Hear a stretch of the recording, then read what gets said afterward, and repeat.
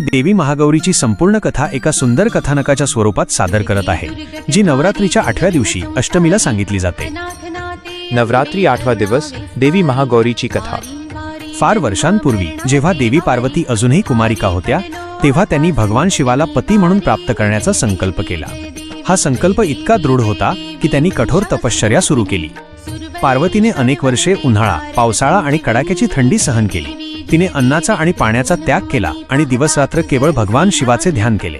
तपश्चर्येच्या नियमांमुळे आणि निसर्गाच्या बदलांमुळे तिचा देह हळूहळू काळा पडू लागला।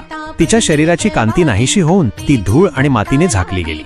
तिच्या या रूपाला पाहून देवतांनाही दुःख झाले।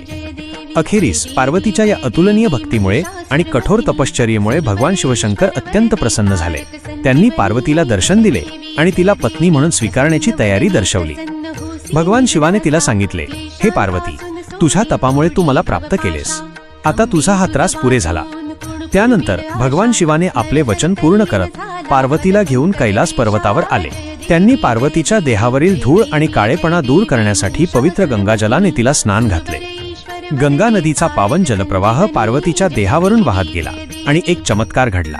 तिच्या तपामुळे आलेला संपूर्ण काळेपणा दूर झाला आणि तिचे रूप अत्यंत तेजस्वी, शुभ्र आणि गौरवर्ण झाले। तिची कांती शंखाप्रमाणे, चंद्राप्रमाणे आणि कुंद फुलाप्रमाणे सुंदर दिसू लागली। ती इतकी तेजस्वी आणि निर्मळ दिसत होती की जणू ती प्रकाशाची मूर्ती आहे। गंगाजलाच्या स्नानानंतर पार्वतीचे हे शुभ्र तेजस्वी रूप म्हणजेच देवी महागौरी म्हणून ओळखले जाऊ लागले। महा म्हणजे महान आणि गौरी म्हणजे गोरी किंवा शुभ्र। देवी महागौरी ही पवित्रता, शांती आणि ज्ञानाची प्रतीक आहे। ती वृषभावर बैल आरूढ असते आणि श्वेत वस्त्र परिधान करते।